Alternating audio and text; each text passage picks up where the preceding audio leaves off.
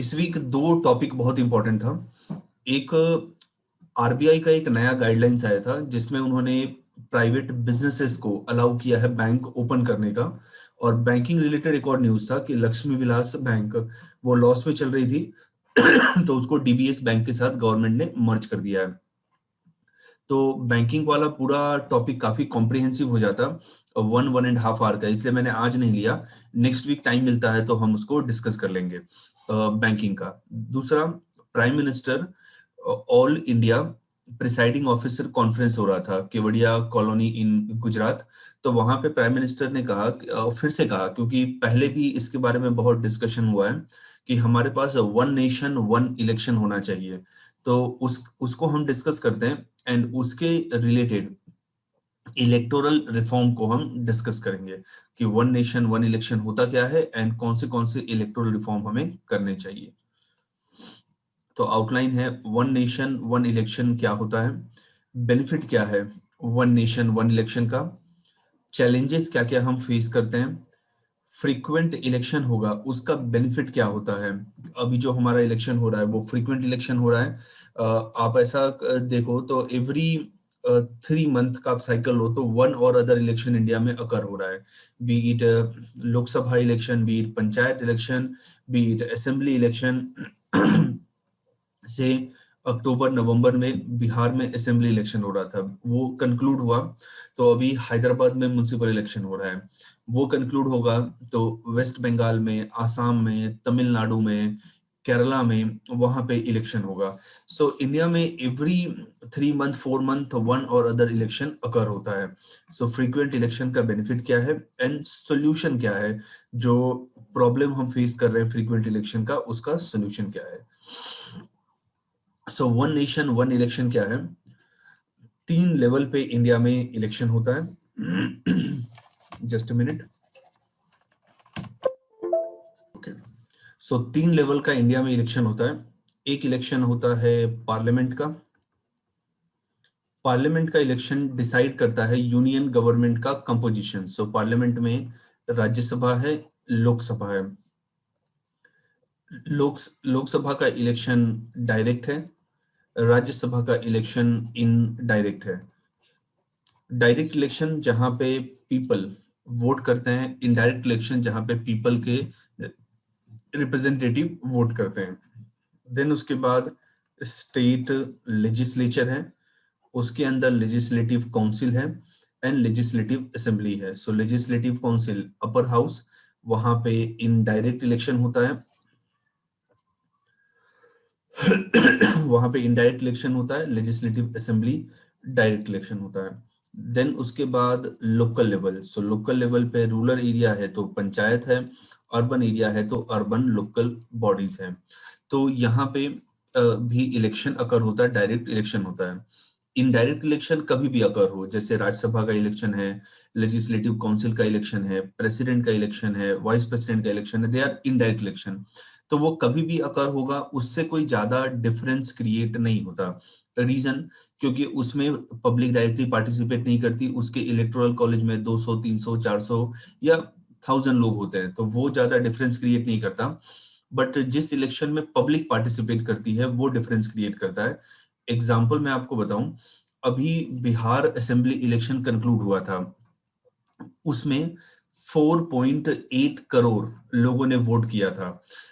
Total वहां के voter something 7 और 8 करोड़ वोटर हैं, बट बिहार में 60% वोटिंग परसेंटेज था, तो 4.8 करोड़ लोगों ने वोट किया।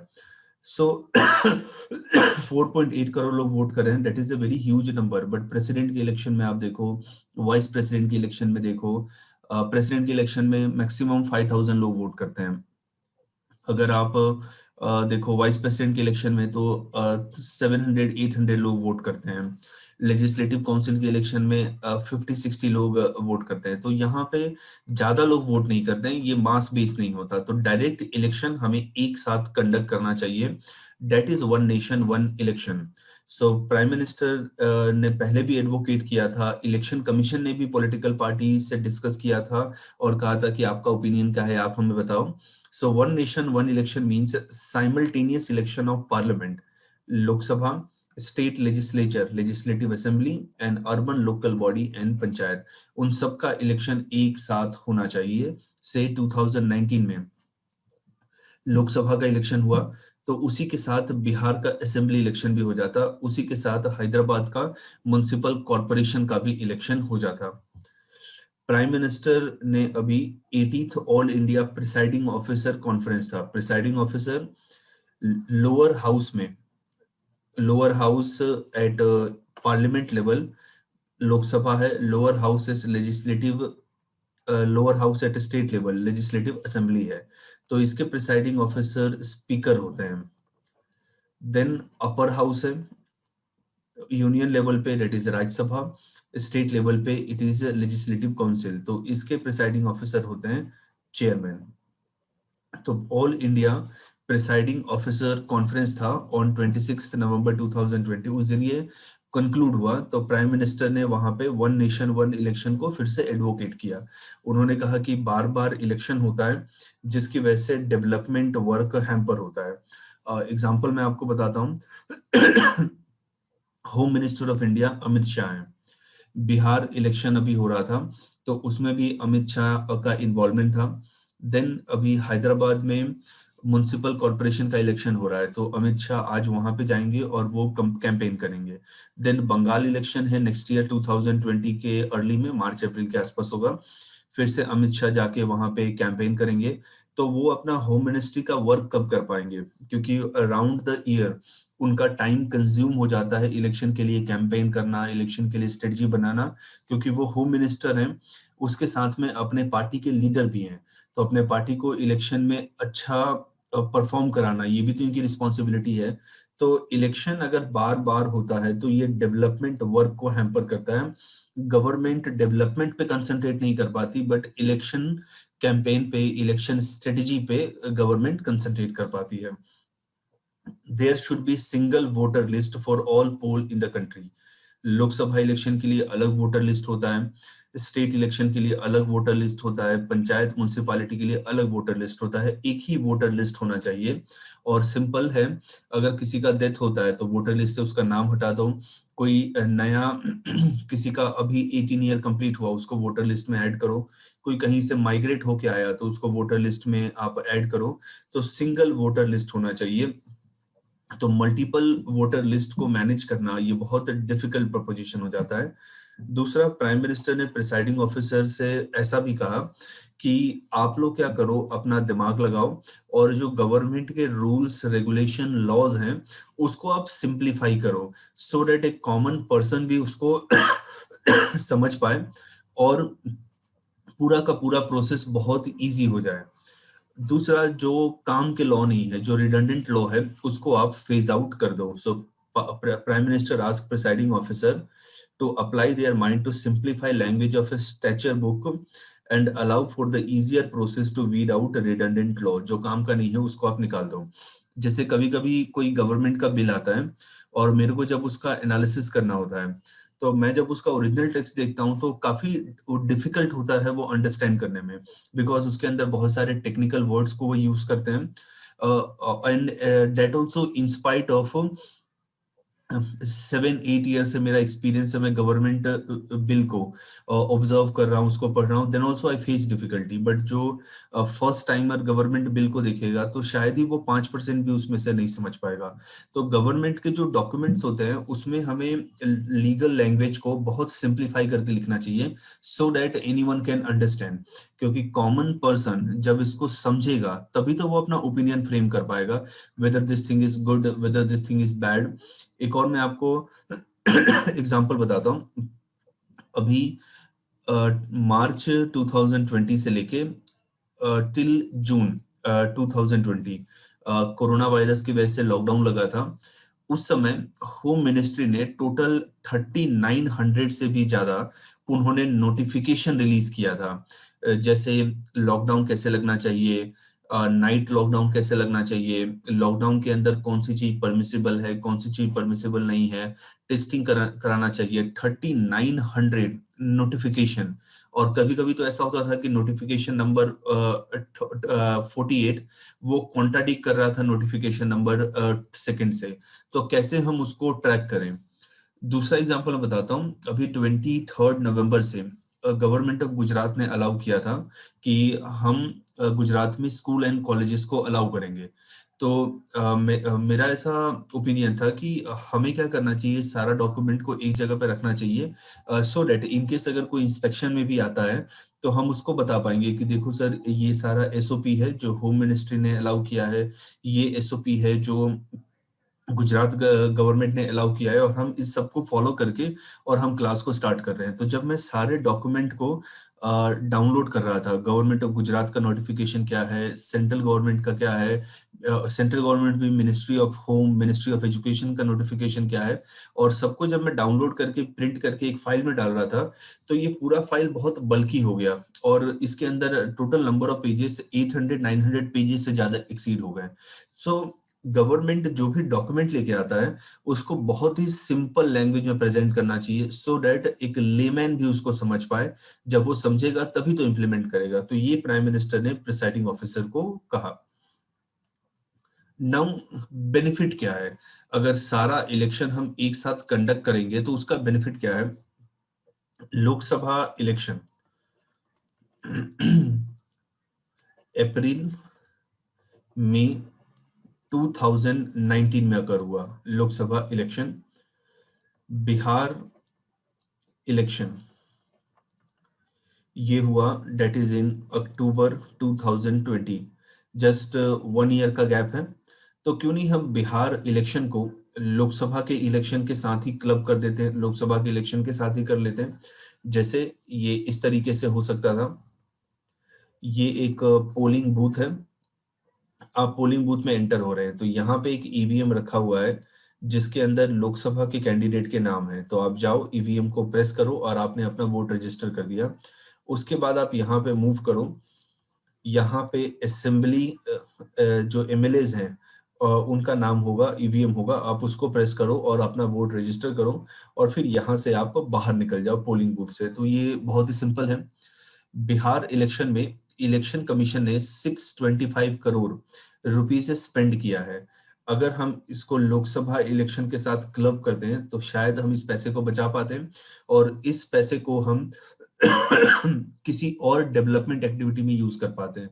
जैसे अभी कोविड-19 पैंडेमिक की वजह से इकोनॉमिक कंडीशन है, इंडिया अभी ऑफिशियली रिसेशन में है। फर्स्ट क्वार्टर का जब रिजल्ट आया था, एक डॉक्यूमेंट आया था, तो उसमें इंडियन जीडीपी 23.9% डिप हो गया था, कॉन्ट्रैक्ट कर गया था। अभी सेकेंड क्वार्टर का आया तो इंडियन इकोनॉमी 7.5% उसने कॉन्ट्रैक्ट कर लिया है। तो इस 625 करोड़ को हम और जगह भी यूज कर सकते थे। तो आप सीरीज में देखो, लोकसभा इलेक्शन, उसके बाद फिर हरियाणा इलेक्शन होता है, उसके बाद फिर झारखंड इलेक्शन होता है, उसके बाद महाराष्ट्र इलेक्शन होता है। महाराष्ट्र इलेक्शन तो हुआ अक्टूबर 2019 में, हरियाणा का इलेक्शन अक्टूबर 2019 में। सो मई 2019 में लोकसभा का इलेक्शन होता है और उसके 4 महीने बाद अक्टूबर 2019 में महाराष्ट्र का इलेक्शन होता है। तो एक साथ हम उसको क्लब करते हैं तो मे बी उतने पैसे को हम बचा पाते हैं। तो एक साथ इलेक्शन होगा साइमल्टेनियस तो हम कोस्ट को कट कर पाएंगे। दूसरा, model code of conduct.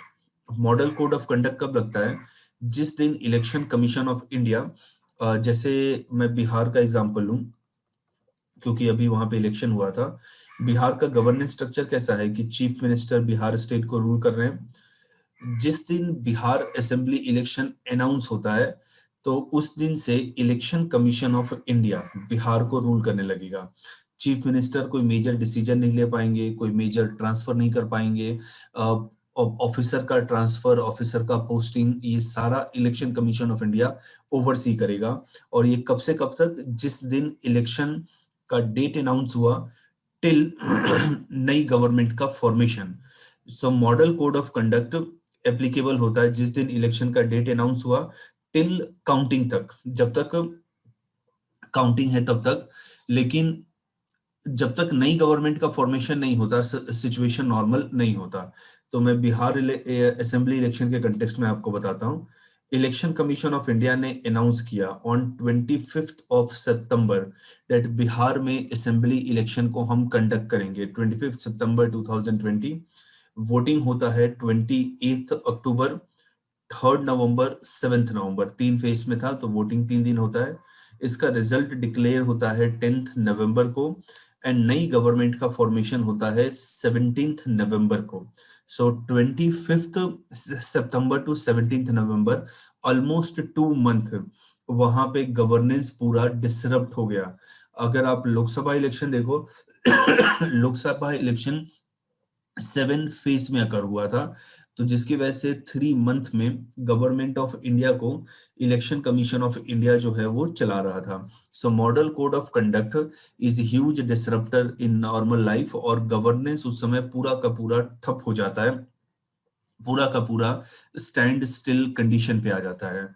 So frequent election होगा तो frequent model code of conduct and governance disturb होगा। It will free large number of security personnel and other administrative staff. जब इलेक्शन कंडक्ट होता है तो हम सिक्योरिटी पर्सनल को deploy करते हैं बूथ को सिक्योर करने के लिए, प्रॉपर वे में वोटिंग हो। एडमिन स्टाफ को हम वहां पे डिप्लॉय करते हैं।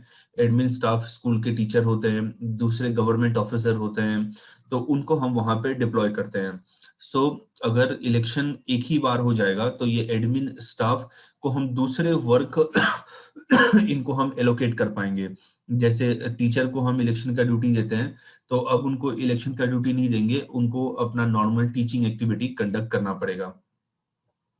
Frequent election bring citizen life to stand still, because government कुछ वर्क नहीं कर पाएगा, एंड सिटीजन जो है वो इलेक्शन को लेके डिस्कशन करते हैं, डिबेट करते हैं। आपने ये देखा होगा कि सितंबर, अक्टूबर, नवंबर में मीडिया चैनल में क्या कवर हो रहा था, न्यूज़पेपर में क्या कवर हो रहा था, बिहार इलेक्शन, इस पॉलिटिकल लीडर्स ने ये कमेंट किया, उस पॉलिटिकल लीडर ने ये कमेंट किया, इस पार्टी का इसके साथ अलायंस है, दूसरे पार्टी का उसके साथ अलायंस है, पॉलिटिकल इशू वहां पे क्या चल रहा है, लोग वोटिंग किस लाइन पे करेंगे, exit poll, opinion poll, counting etcetera. So जब इलेक्शन होता है तो इलेक्शन का सिनारियो हमारे पब्लिक लाइफ को डोमिनेट कर लेता है, एंड किसी और चीज के बारे में हम बात ही नहीं करते हैं। So frequent election can bring citizen life to stand still. Election incite tension in social group, communalism, casteism. जैसे बिहार इलेक्शन में ऐसा कहा गया कि कास्ट मेजर रोल प्ले करेगा। एक्स पॉलिटिकल पार्टी है वो एक्स कास्ट को सपोर्ट करती है, वाई पॉलिटिकल पार्टी है वो वाई कास्ट को सपोर्ट करती है। So caste is going to play major role in Bihar election. वैसे ही कहीं पे हिंदू मुस्लिम का राइट होता है, तो ऐसा कहा जाता है कि दिस पॉलिटिकल पार्टी सपोर्ट कर रहा है एक्स कम्युनिटी को, इस पॉलिटिकल पार्टी का सपोर्ट कर रहा है वाई कम्युनिटी को। तो इलेक्शन डिफरेंट सोशल ग्रुप के बीच में टेंशन इंसाइट करता है, tension related to religion, tension related to reason, tension related to caste. Corruption को रिड्यूस करता है। जब फ्रीक्वेंट इलेक्शन होगा तो वोटर को हम पैसे देते हैं कि आप हमारे पार्टी को वोट करो, वोटर को ब्राइब करते हैं। पॉलिटिकल पार्टी फंड रेज करती है, कुछ पॉलिटिकल पार्टी गलत तरीके से फंड रेज करती है। सो एक बार इलेक्शन होगा तो जो भी एक गलत काम हो रहा है, करप्शन हो रहा है, वैसे तो एक बार भी नहीं होना चाहिए, तो एक ही बार होगा, बट फ्रीक्वेंट इलेक्शन हो रहा है तो ये बार बार होगा। And it will give enough time to government to formulate policy and implement program continuously for longer time. जैसे अभी बिहार में इलेक्शन था, बट लोग लोकसभा इलेक्शन के टाइम पे जो इशू रेज हुए थे उसके बारे में भी डिस्कशन कर रहे थे कि लोकसभा इलेक्शन में ये सारा प्रॉमिस हुआ था, बट ये सारा प्रॉमिस तो फुलफिल हुआ नहीं।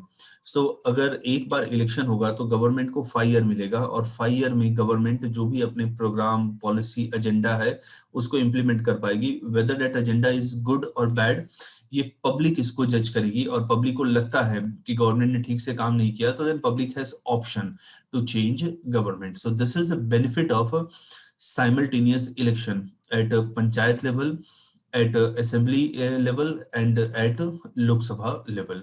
So इसमें कुछ डाउट है तो आप पूछो, फिर आगे मूव करते हैं।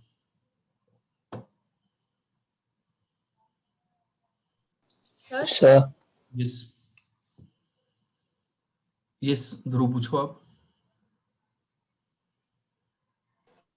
Good morning sir. Good morning. Sir, using communalism as a source in this in election is not a crime, or It is a crime, but people don't directly use the communalism. Like UP के election में 2017 में ऐसा आया कि हम कब्रिस्तान को तोड़ के यहाँ पे शमशान बनाएंगे। सो नाउ अब ये हुआ कि ये कम्युनल ही है। कब्रिस्तान मीन्स मुस्लिम यूज, शमशान मीन्स हिंदू यूज करते हैं। तो कम्युनलिज्म को इनडायरेक्ट वे में यूज किया जाता है। या फिर कोई पॉलिटिकल लीडर आएगा, वो कहेगा कि जैसे अभी हैदराबाद का इलेक्शन हो रहा है, तो उसके अंदर योगी आदित्यनाथ वहां पे गए, तो उन्होंने कहा कि हैदराबाद का हम नाम चेंज करेंगे क्योंकि हैदराबाद हैदर अली के नाम पे है। तो और इसका नाम हम रखेंगे, क्या कुछ नाम बताया था, मेरे को याद नहीं आ रहा। हाँ, भाग्यनगर इसका नाम रखेंगे हम। तो अब ये भी हुआ कि हैदराबाद का नाम चेंज करना, तो लीगली तो इनको कोई प्रॉब्लम नहीं होगा, बट इसका नाम चेंज करना ये एक रिलीजन के साथ एसोसिएटेड है, तो अगेन अब अपोजिशन होगा। तो इस तरीके से कम्युनलिज्म प्ले होता है। all right, sir. Thank you. Yeah. Yes, sir yeah, please. Sir आपने आगे एक टर्म बताया था, सिंगल वोटर लिस्ट। सर वो फिर से बताइए, वो क्या है? देखो, जैसे अभी आप अहमदाबाद में हो, तो अहमदाबाद म्युनिसिपल कॉर्पोरेशन का इलेक्शन हो रहा है, तो उसका अलग वोटर लिस्ट होता है। देन उसके बाद गुजरात असेंबली का इलेक्शन होगा, उसका अलग वोटर लिस्ट होगा। एंड लोकसभा का इलेक्शन होगा, उसका अलग वोटर लिस्ट होता है। तो 3 बार हमें वोटर लिस्ट अपडेट करना होता है। जैसे नॉर्मली ऐसा कहा जाता है कि आपके वोटर आईडी कार्ड में कुछ मिस्टेक है, जैसे आपके नाम का, सरनेम का, डेट ऑफ बर्थ का, तो अभी आप नॉर्मल टाइम में करेक्ट करवाने जाएंगे तो कोई अटेंशन नहीं देता है, लेकिन जब इलेक्शन आता है तो आप करेक्ट करवाने जाएंगे तो तुरंत वो करेक्ट हो जाता है, क्योंकि पॉलिटिकल पार्टीज के वॉलंटियर्स भी रहते हैं और वो आपको हेल्प करते हैं। सो 3 हमारे पास वोटर लिस्ट है, तो उसके वजह से टाइम का डुप्लीकेशन होता है। तो उसके बदले क्यों नहीं हम ऐसा करें कि एक ही वोटर लिस्ट रखें कि टाइम का डुप्लीकेशन भी ना हो। तो ये है, instead of multiple voter list we should have single voter list. Okay sir.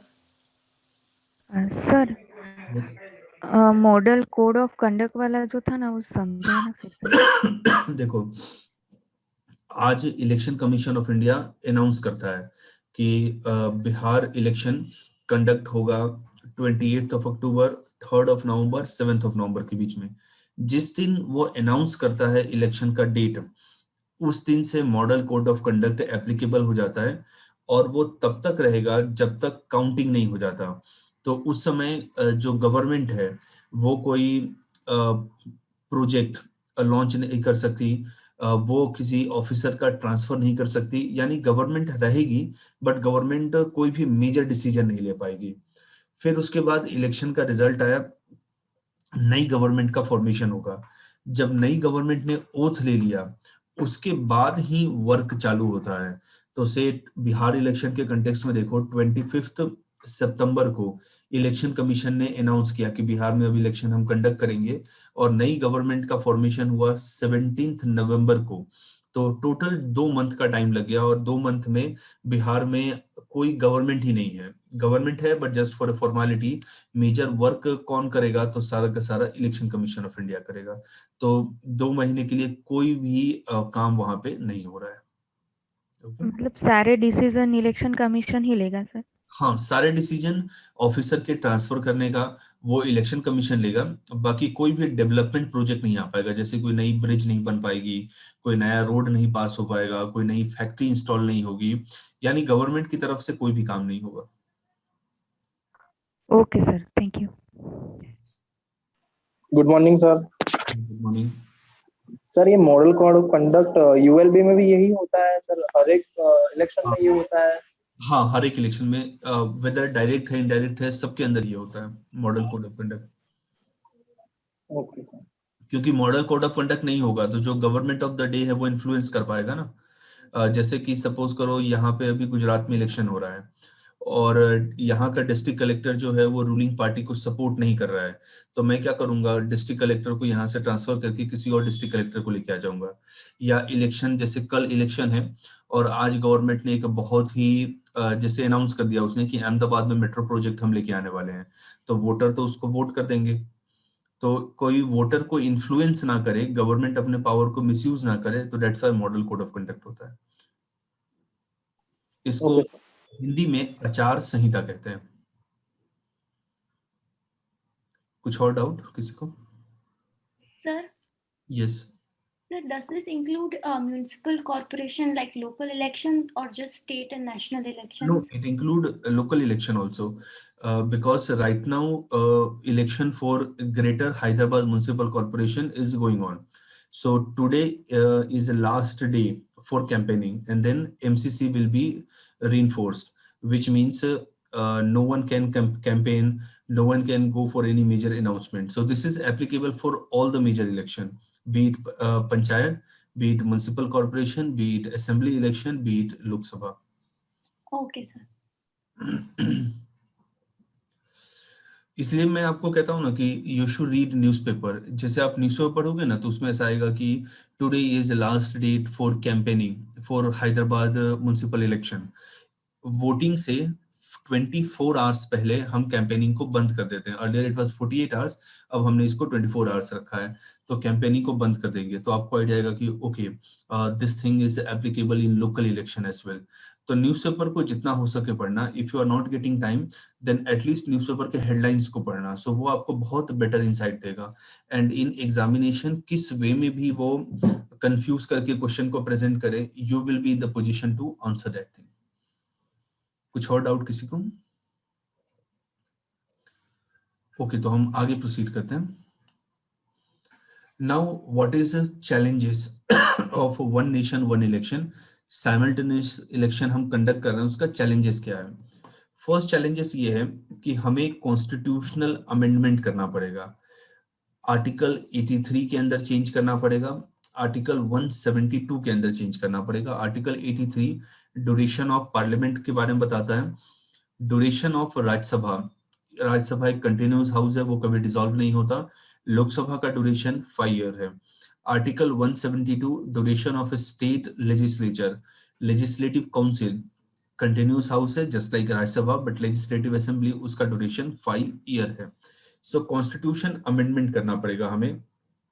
से 2019 में लोकसभा का इलेक्शन हुआ और इसका पूरा का पूरा टर्म है 2024 तक, बट बीच में गवर्नमेंट गिर जाती है और इसके साथ ही हमने सारे के सारे स्टेट का भी इलेक्शन कंडक्ट कर दिया। इसके साथ हमने सारे के सारे urban local bodies and panchayat का इलेक्शन भी कंडक्ट कर दिया। से 2021 में सरकार गिर जाती है तो फिर से हमें लोकसभा इलेक्शन कराना पड़ेगा। तो क्या साथ में फिर से स्टेट इलेक्शन कराएंगे, फिर से अर्बन लोकल बॉडी का इलेक्शन कराएंगे? तो एक अगर गवर्नमेंट मिड गिर जाती है तो मिड टर्म इलेक्शन कराना पड़ेगा, तो क्या दूसरे गवर्नमेंट का भी साथ में इलेक्शन होगा? तो ये एक चैलेंज लेके आता है। सो फर्स्ट हमें कॉन्स्टिट्यूशनल अमेंडमेंट करना पड़ेगा, duration of parliament, duration of state legislature को अलाइन करना पड़ेगा। We need to purchase enough electronic voting machine and VVPAT. VVPAT क्या होता है? आप ईवीएम में जब अपना वोट प्रेस करते हो, यानी आप बटन प्रेस करोगे, जिसको वोट आपको करना है उसके नाम के आगे आप बटन प्रेस करोगे तो फिर एक पेपर स्लिप निकलता है और एक ग्लास केसिंग के अंदर वो पेपर स्लिप होता है। उसके अंदर लिखा होता है कि जैसे आपने वोट किया पार्टी ए को और कैंडिडेट ए को, तो उसके अंदर वो लिखा होगा और 7 सेकंड तक वो वहां पे वैसे ही रहेगा और 7 सेकंड तक आपने देख लिया और उसके बाद फिर से वो अंदर चला जाएगा। अंदर मीन्स वहां पे एक डस्टबिन जैसा स्ट्रक्चर होगा, उसके अंदर चला जाएगा। और जब इलेक्शन कमीशन को डाउट होता है कि ईवीएम प्रॉपर वे में फंक्शन नहीं कर रहा है तो वो वीवीपैट के थ्रू रिकाउंट उसको करते हैं। ये सेम एटीएम मशीन की तरह है कि एटीएम मशीन के अंदर आप पैसे को विड्रॉ करते हैं, एटीएम का स्लिप निकलता है, आप देख के उसको वहीं पे थ्रो करते हैं। वीवीपैट के साथ डिफरेंस ये है कि वो जो स्लिप निकलता है उसको आप अपने घर पे ले नहीं जा सकते, वहीं पे वो स्टोर हो जाता है, दूसरे बॉक्स में वो स्टोर हो जाता है। तो एक साथ इंडिया में इलेक्शन कंडक्ट करा रहे हैं तो हमें enough VVPAT, enough EVM machine चाहिए और इसका कॉस्ट होगा 10,000 करोड़। अभी ऐसा है कि लोकसभा इलेक्शन में जो ईवीएम को हमने यूज किया उसको हम अक्टूबर 2020 में 2019 में महाराष्ट्र इलेक्शन में भी यूज कर सकते हैं। उसी ईवीएम को हम अक्टूबर 2020 बिहार इलेक्शन में भी यूज कर सकते हैं, मल्टीपल टाइम यूज कर सकते हैं। बट एक बार इलेक्शन होगा, इनफ हमको ईवीएम एंड वीवीपैट चाहिए। उस इलेक्शन के बाद फिर ईवीएम का क्या काम है, वो तो ऐसे ही रखा रह जाएगा। से 2019 में सारे इलेक्शन एक साथ हो गए, हमारे पास इनफ ईवीएम वीवीपैट है, अब इसको डायरेक्टली हम 2024 में यूज करेंगे। हो सकता है कि 5 साल तक हमने यूज नहीं किया, उसमें से 30% 40% डिसफंक्शनल हो जाए, काम ही ना करे, तो फिर से उसको हमें परचेज करना पड़ेगा। तो ये एक कॉस्टली अफेयर हो जाएगा। Elections are fought on different set of issue. Lok Sabha election के पीछे डिफरेंट इशू होता है, स्टेट असेंबली इलेक्शन के पीछे डिफरेंट इशू होता है, panchayat election, urban local body election के ऊपर डिफरेंट इशू होता है। एग्जांपल मैं आपको बताऊं, जब लोकसभा इलेक्शन हो रहा था तो उस समय पुलवामा में अटैक हुआ था, टेररिस्ट अटैक हुआ था। तो पुलवामा अटैक डोमिनेट कर रहा था पूरा का पूरा लोकसभा इलेक्शन के कैंपेन के ऊपर। सेकेंड, जब बिहार इलेक्शन हो रहा था तो बिहार इलेक्शन में इशू कैंपेन कर रहा था, इशू डोमिनेट कर रहा था बिहार को स्पेशल स्टेटस देने के लिए, कि बिहार अभी बैकवर्ड स्टेट है, उसको स्पेशल स्टेटस मिलेगा तो बिहार का ज्यादा डेवलपमेंट होगा। वाराणसी के अंदर अभी एक इंसिडेंट हुआ था, एक वहां पे एरिया है जहाँ पे ड्रेनेज लाइन पूरा डैमेज है और जिसके वजह से वाटर लीकेज होता है और उस पूरे रीजन में एक पॉन्ड जैसा स्ट्रक्चर बन गया है। तो लोग अपने घर से बाहर भी निकलते हैं, देन ऑल्सो उनको पूरा ड्रेनेज वाटर को इनकाउंटर करना पड़ता है, जिसके वजह से काफी स्मेल वहां पे आता है, वाटर बोर्न डिसीज वहां पे स्प्रेड होती है। तो वहां के लोगों ने क्या किया कि वहां के जो लोकल काउंसलर हैं, जैसे कि लोकसभा के एमपी होते हैं और एमएलए होते हैं स्टेट लेवल पे, वैसे ही अर्बन लोकल बॉडी में एक एरिया होता है जिसको हम वार्ड कहते हैं, और उस वार्ड को कौन रिप्रेजेंट करता है, काउंसलर रिप्रेजेंट करता है। तो वाराणसी के लोगों ने उस वार्ड का जो काउंसलर था उसको बांध के और प्रिजनर बना दिया, 2 दिन तक उसको अपने पास बांध के रखा था, ताकि क्योंकि ये काउंसलर हमारा काम नहीं करता, वाटर का यहाँ पे लीकेज होता है, हमने इनको मल्टीपल टाइम कहा बट ये हमारी बातों को नहीं सुन रहे हैं। सो वाराणसी का लोकल इलेक्शन होगा तो डेट इज ड्रेनेज लाइन के ऊपर, गटर के लाइन के ऊपर, सीवेज लाइन के ऊपर, ड्रिंकिंग वाटर के ऊपर, क्योंकि लोकल इलेक्शन होता है तो सारे लोकल फैक्टर रोल प्ले करते हैं। बिहार का असेंबली इलेक्शन हुआ तो स्पेशल पैकेज के ऊपर, स्पेशल स्टेटस के ऊपर। लोकसभा का इलेक्शन हुआ तो पुलवामा के ऊपर। So election different set of issue पे फाइट किया जाता है, national election, local election, assembly election. तो यहाँ पे सारा का सारा जो टॉपिक है वो मिक्स ना हो जाए, as elections are fought on different set of issue.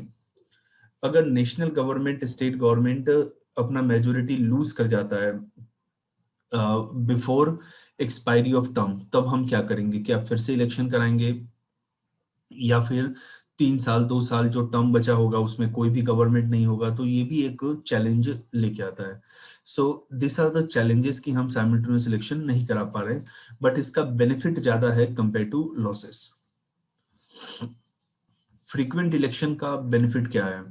अभी हम डिस्कस कर रहे हैं कि साइमल्टेनियस इलेक्शन होना चाहिए, बट प्रेजेंट अरेंजमेंट ये है फ्रीक्वेंट इलेक्शन हो रहा है। तो what is the benefit of frequent election?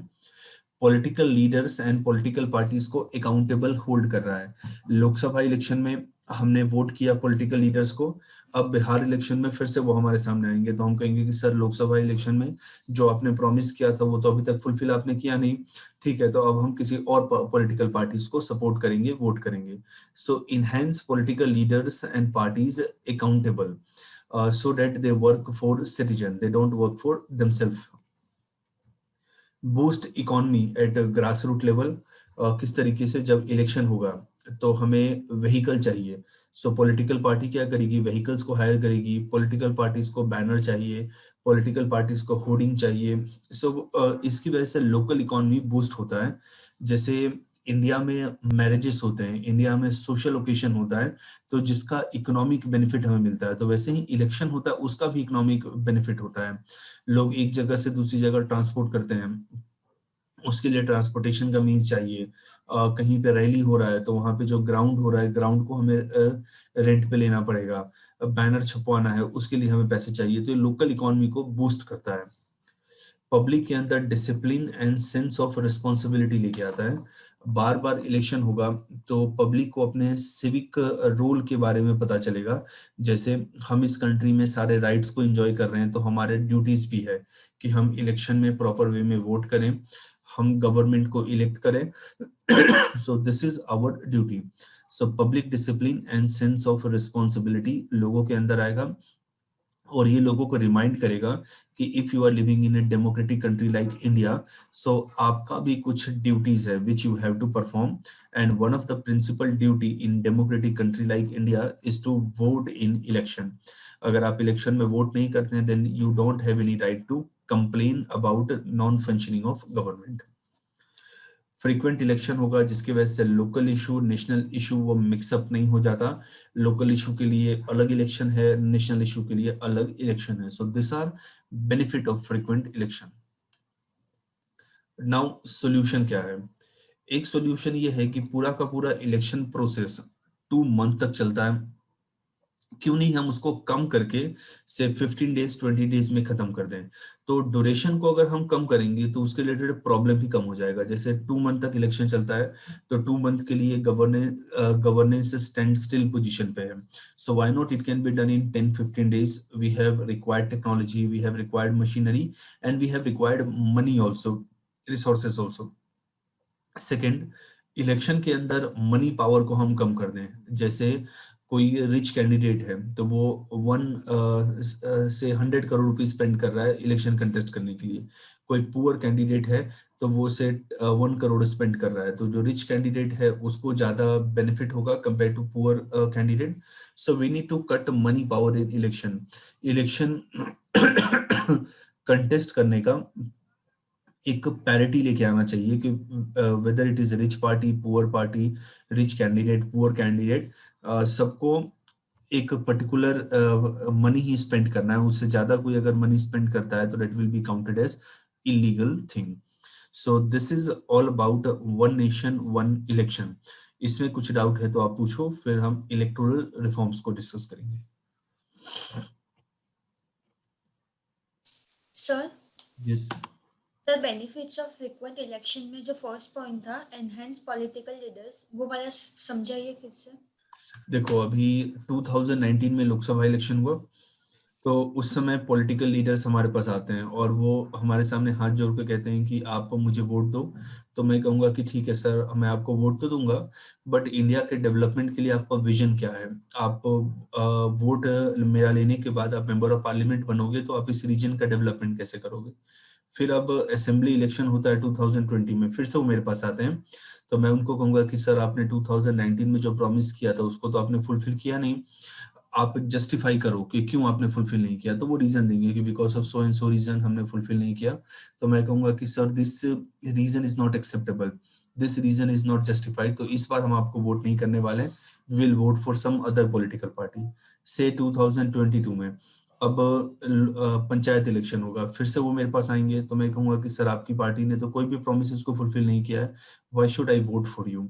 तो फ्रीक्वेंट इलेक्शन होगा तो पॉलिटिकल लीडर और पार्टी को बार बार लोगों के पास आना पड़ेगा और बार बार जस्टिफाई करना पड़ेगा अपने वर्क को। लेकिन अगर एक बार इलेक्शन हुआ तो वो आपका वोट लेके निकल गए, फिर आप उनको कहाँ ढूंढने जाओगे? तो ये एक बेनिफिट है। ओके, ठीक है सर।